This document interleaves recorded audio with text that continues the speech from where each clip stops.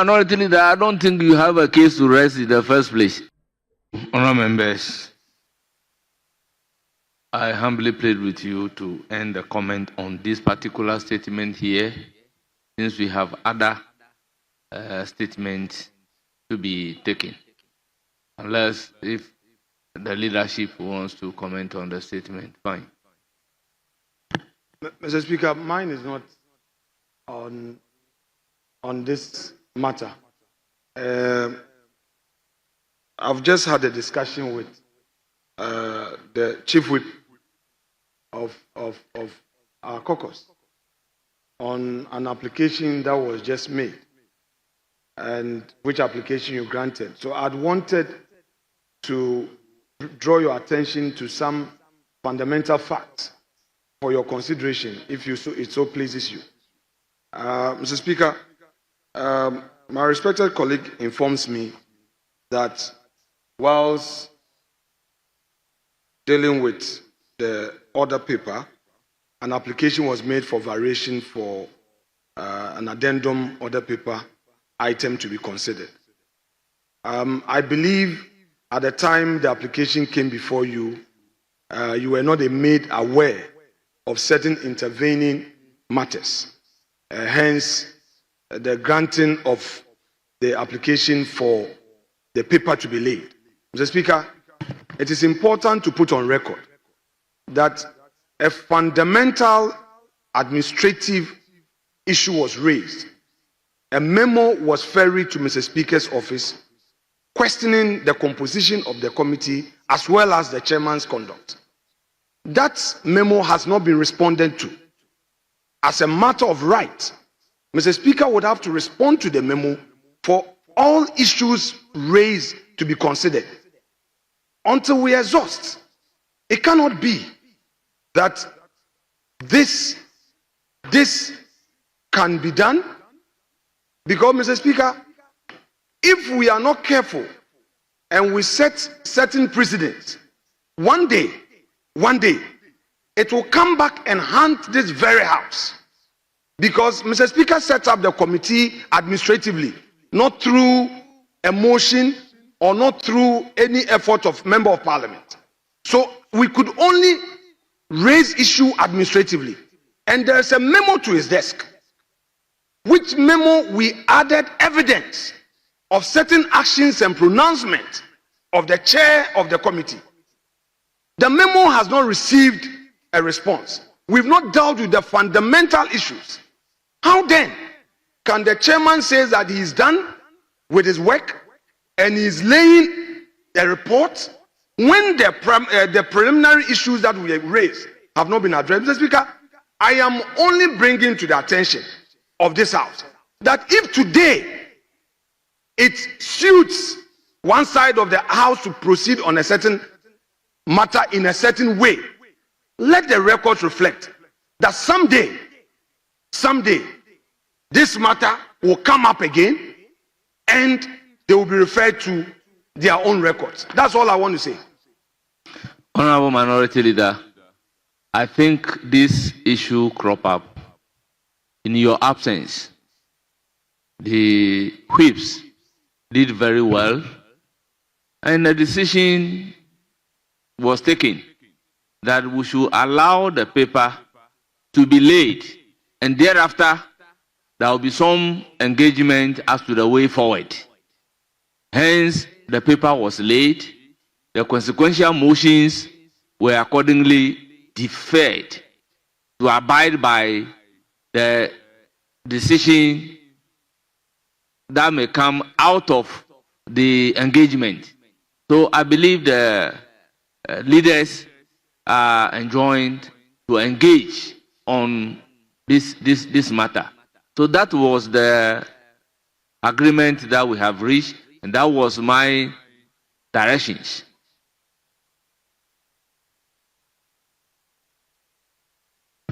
Speaker, Yes, I thank Honorable you for Majority Chief Whip. I thank you for the opportunity. Mr. Speaker, the leader is welcome. I was hoping that his comments would have been in respect of whether or not there was a procedural impropriety regarding the laying. Leader is senior to me in this house.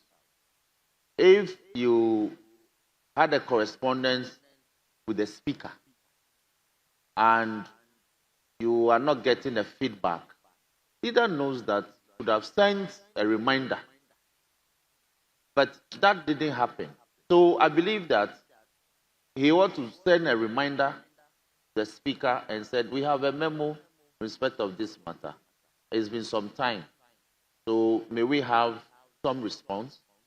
But the committee is an ad hoc committee. They were given some timelines, and their work is done. And when we got back on Tuesday, as part of the opening comments from leadership as well as from Speaker himself, reference was made to outstanding referrals to committee, which reports were outstanding, and therefore there was an urgent need for those committees to get back to the House. So I believe that it was in response to such call for committees that have businesses to report back to the House. It was based on such the request that this committee has come today to lay its report. But like you said and agreed to, we laid a report. We haven't taken it. Further engagements are being had. So I believe that he has opportunity to participate in that process. Yes. And so the report can be taken later. So let me assure him that the door is not closed. Further engagements, like he anticipates, can be had. We are masters of our rules. We can always handle this matter. So it should calm down. We'll deal with this matter dispassionately. I thank you, Mr. Speaker. Yes, Minority Leader. Mr. Speaker, let me express satisfaction by way of the intervention from the Chief Whip of the majority, and particularly his choice of words by way of response. But Mr. Speaker, a fundamental preliminary matter cannot be washed away. And that is why I'm saying that I am bringing this to the attention of this House. Mr. Speaker, history will guide us. This House has had 37 or 33 against some 60 something. This House has had 137 before. This House had had 169 against some lesser odd number. And today, we are where we are. Mr. Speaker, I agree with him if he suggests to me that there will be an opportunity for engagement. But the understanding from my respected colleague was not to that effect. And I believe that fundamentally, the issue would have to be addressed before moving to the secondary stage of laying a report. Because, Mr. Speaker, when you say a report has been laid, it carries with it everything, including the very chair whose chairmanship we are questioning. I agree with you if you say that, yes, follow up with the Speaker. Mr. Speaker, I would not want to make disclosures regarding my effort. But I believe that Mr. Speaker's office is an office of record. Once the minority leader ferries a memo stating reasons for an objection, if Mr. Speaker responds to me, that would then leave me with another tool available to advance my next course of action. But Mr. Speaker, I am saying that the records of this House should reflect that this happened this day in this form. If this House would allow this to happen, I am fine. Maybe today I will be at the receiving end. But nobody knows tomorrow, particularly 28. So, Minority Leader, so Mr. Speaker, may I conclude? what exactly has the House done wrong?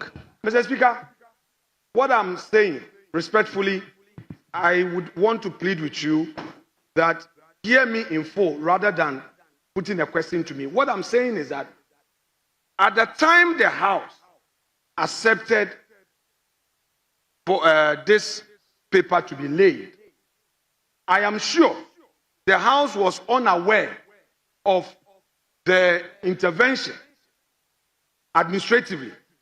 That is why I'm saying that I'm bringing this to the attention of the House, that there was a memo. And Mr. Speaker, don't let us forget one thing, that the committee was set up through an administrative directive by the Speaker.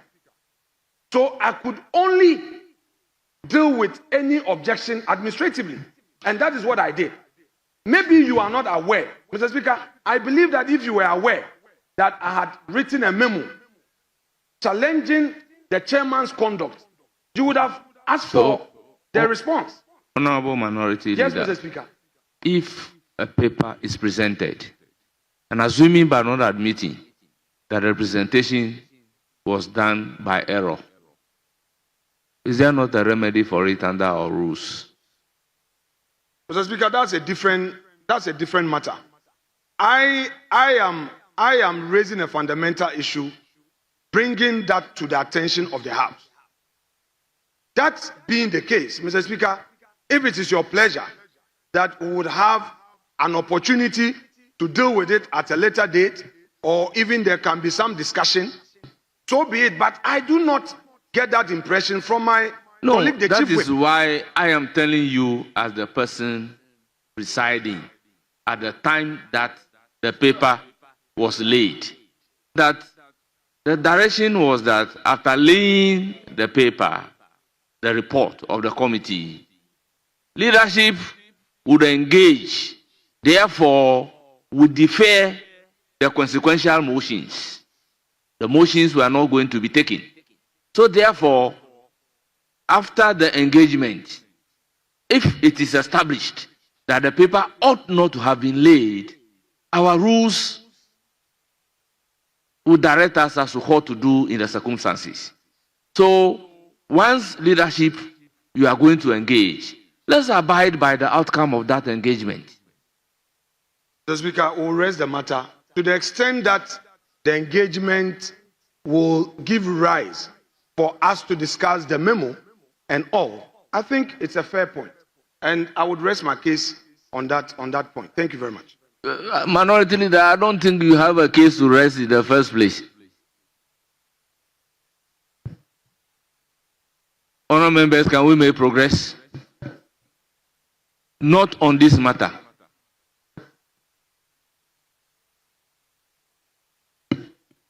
Let's make progress. Not on this matter. I am of the view that we should put this matter to rest. Honourable members, I intend to direct that the statement made by the Honourable Member for Sola, Tuna, Karba, on the unhealthy relationship between farmers and herdsmen be transmitted to the Minister responsible for Interior. Honourable Member, thank you for making this statement. Honourable members, we have a statement standing in the name of Nana Ajiman-Prempeh, Member of Parliament for Ahafo-Ano North Constituency, on the election of MMDCs. Honourable Member, you have the floor.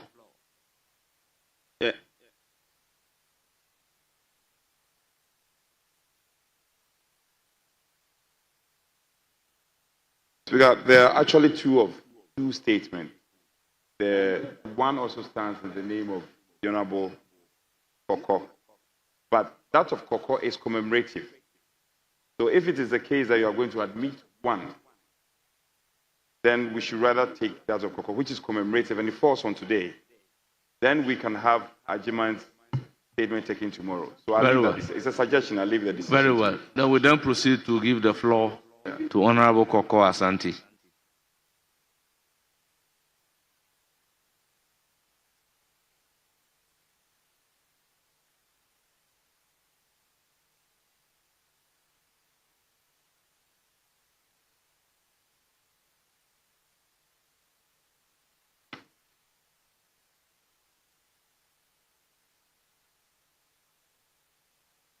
Thank you, Mr. Speaker, for the opportunity.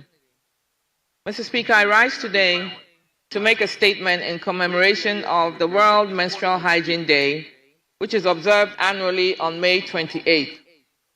This important day is dedicated to breaking the silence, raising awareness, and promoting action to the critical issue of menstrual hygiene management.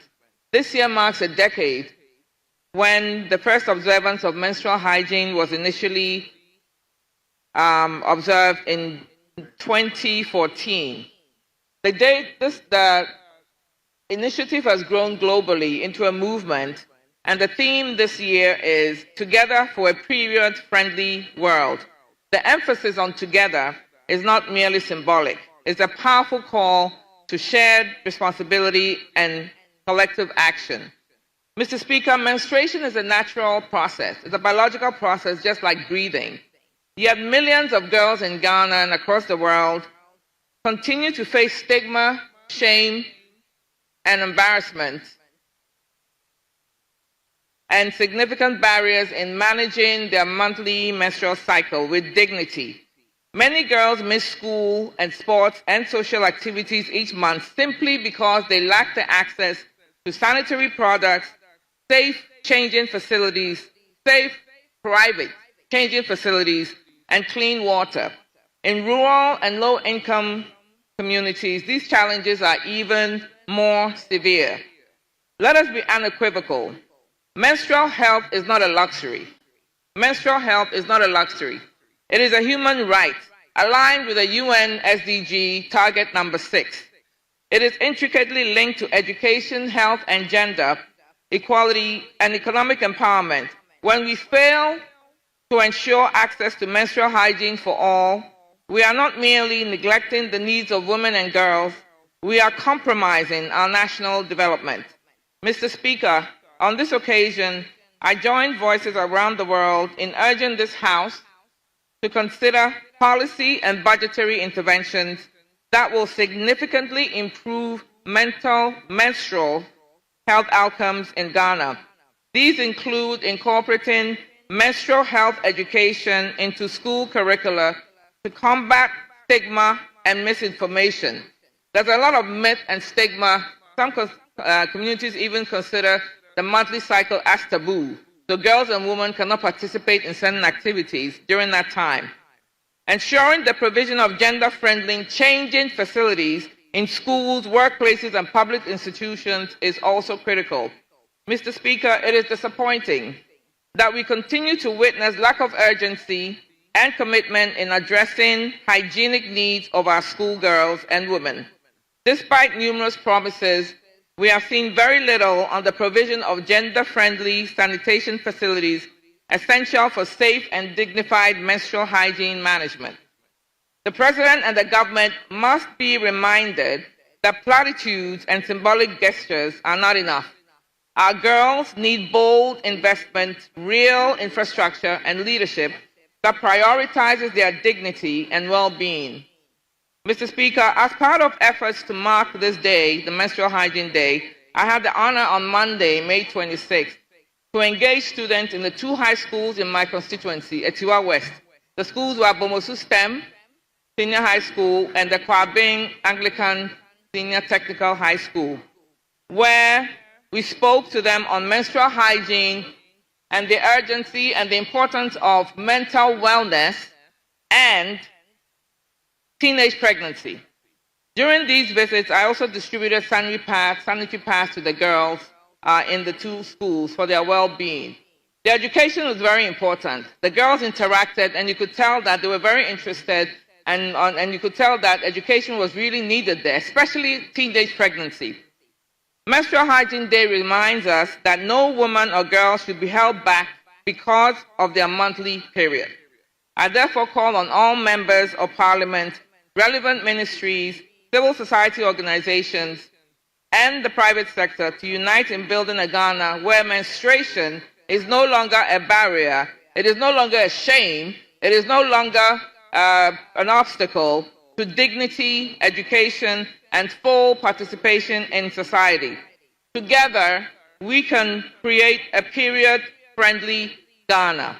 I thank you, Mr. Speaker, for the opportunity. Thank you very much. Commemorative statement ably made. The floor is now open for members' comment. Why? Don't you have a wife? Yes, honorable member, you have the floor.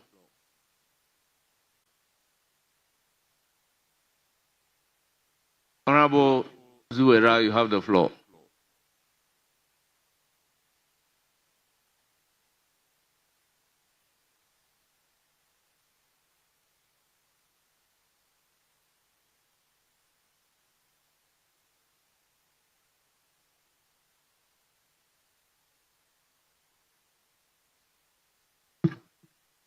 Thank you, Mr. Speaker, for the opportunity to contribute to this commemorative statement made by my colleague, the MP for Etiwa West.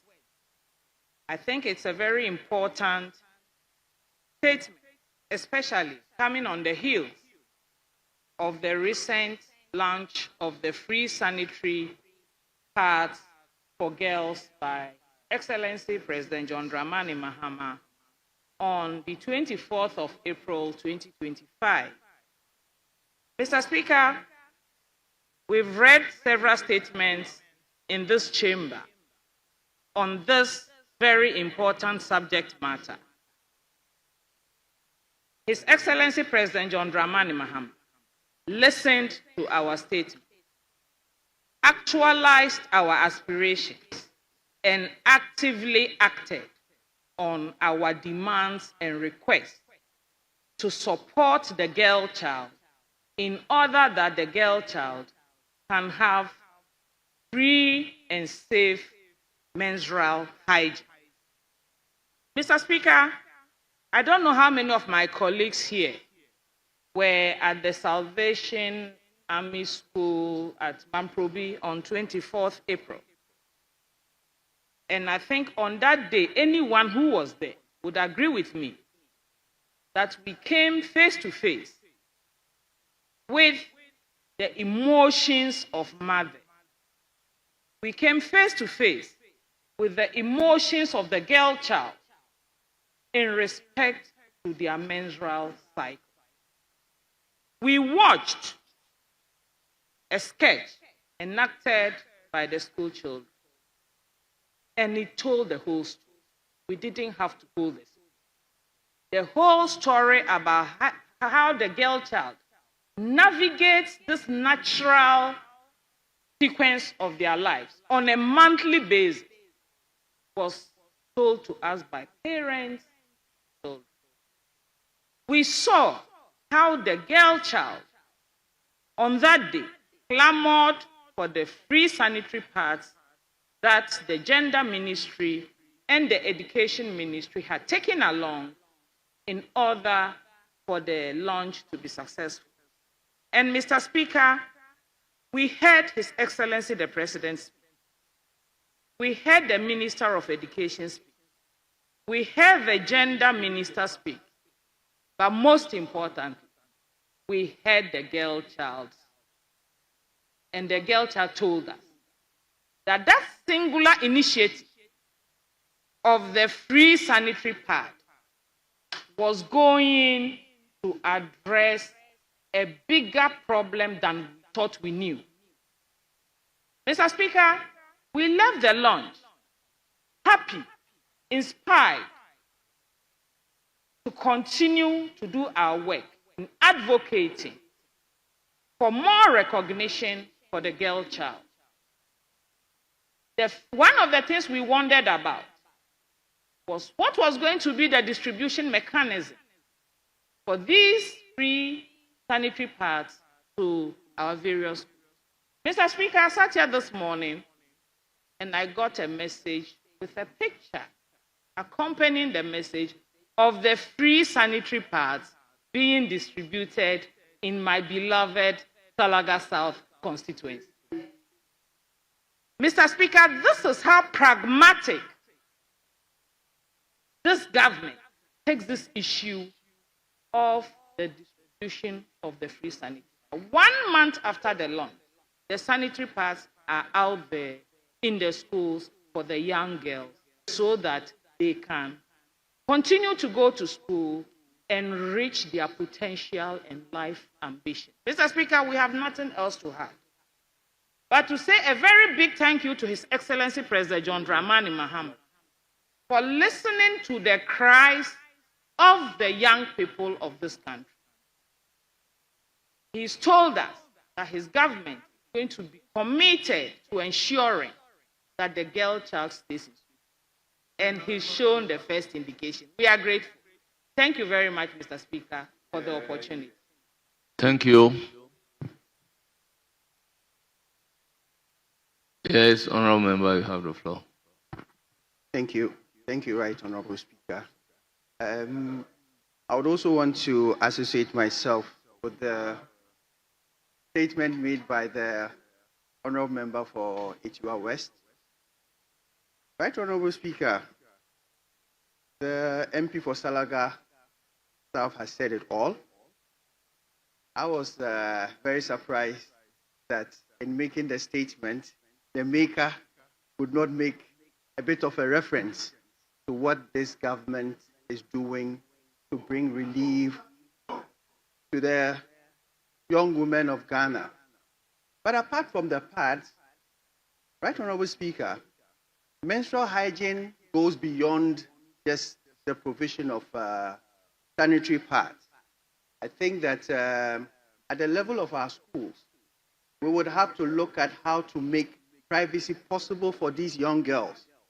Because if you have the sanitary pad and you don't have a place where you can change it, then definitely you are going to have a problem. Apart from that, we must also look at the disposal of these products when they are done. Because once the towel or the tampon is used, then there should be a proper mechanism to dispose it, since that will cause some public health hazards to the people around. Right, Honorable Speaker, when we talk about menstrual health, all we are thinking about is menstrual blood. But we are not even looking at the danger it poses to the female child in the future. If this hygiene is not done right, a lot of our girls are exposed to a lot of infections like bacterial vaginosis, etc. And trust me, in the future, the commonest thing that people come across, or that comes across to people in hospitals, especially when it comes to the female child, is going to be infertility. The state, families, etc., spend a lot of money when it comes to the issue of infertility, when it comes to issues of providing women that want to have children. So what I'm saying is, the issue of menstrual health is not just the provision of sanitary towels and tampons. We must look, one, at the availability of privacy for these children in school to change. We must look at, two, how we are going to dispose of these materials that are being produced at the end from the young girls. And then lastly, this government, for me, as somebody that comes from a village, as somebody that relates with young women that miss school, this free sanitary towel project is the best ever social intervention thing that we can do to bridge that gender inequality that we have. Thank you so much, Mr. Speaker, for giving me this opportunity. Yes, Honorable Member, you have the floor. I think we'll take the last comment on this statement. Thank you very much, Right Honorable Speaker. And let me take this opportunity to associate myself with the statement that was made by our sister from AGYE West. Mr. Speaker, I think the issues have already been raised by her and those who have contributed, but I have just one or two comments to pass and ask, particularly with regards to the government program in providing sanitary pads for our ladies. First and foremost, we had the benefit of government sharing those pads to the ladies or to our girls. Unfortunately, I don't know if it was just a sheer coincidence, but they were sharing it even to boys.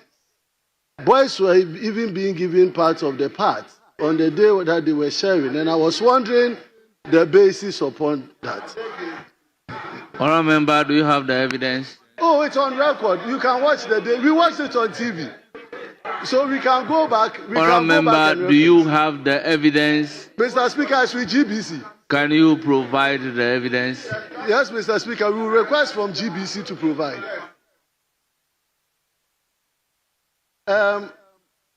Mr. Speaker, so the import of what I'm actually saying. Honourable member, if you don't have the evidence, retract your statement. Mr. Speaker, I'm guided. So I'm guided to withdraw.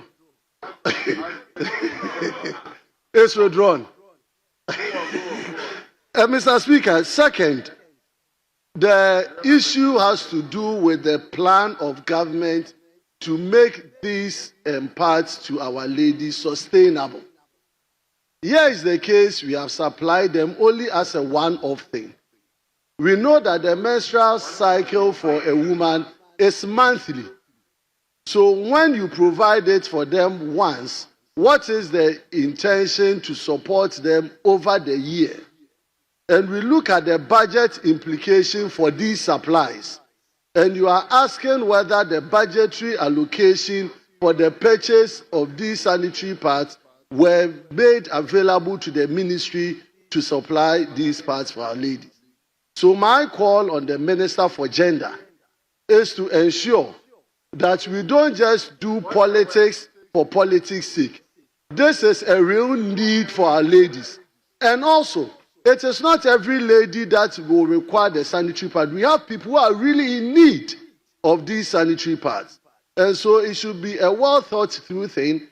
Government should make sure that we make it available for those in need, so that at the end of the day, we can achieve the purpose for it.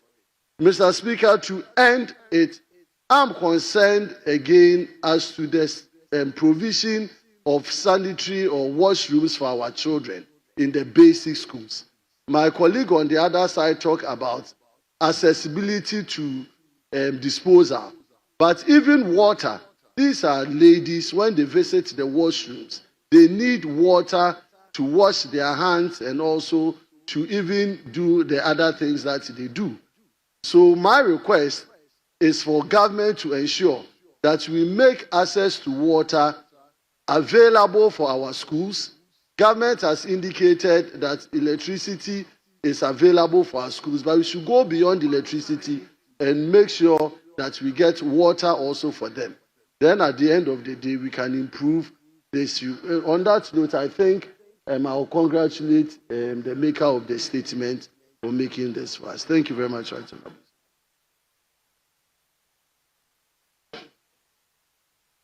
Honourable members, statement time is ended. Statement time is ended. Yes, Deputy Majority Leader.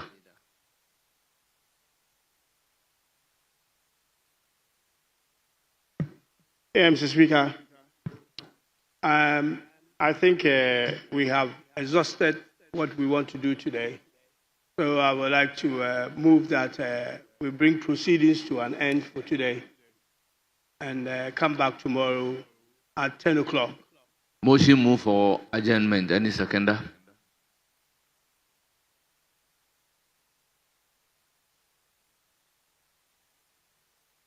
There's attention to the discussion we had at conclave that Speaker had directed that from tomorrow we will start at 2 p.m. That was the directive.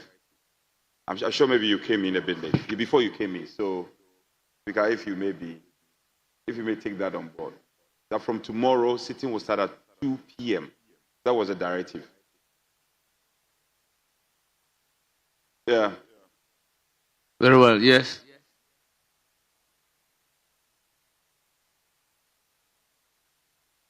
Yes. You should make the application properly, taking on board the time for sitting tomorrow, and then I can. So he's on his feet.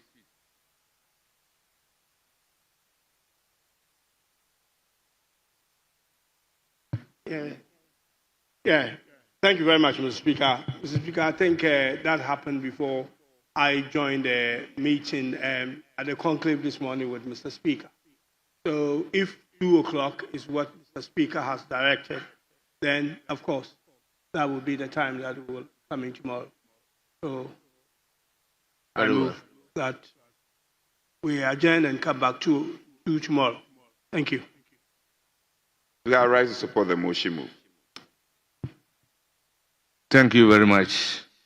Honourable members, motion has been moved and seconded, and the question is, as many as are in favor of the motion for adjournment, say aye. Those against, say no. The ayes have it. The House is accordingly adjourned to tomorrow. I just got a call from the Secretariat, the Speaker's Secretariat, that he will do a further engagement before the 2 p.m. Takes effect. So we should start tomorrow at the usual time, 10. Very well. So the House is accordingly adjourned to Thursday, the 29th May, 2025 at 10 o'clock in the forenoon.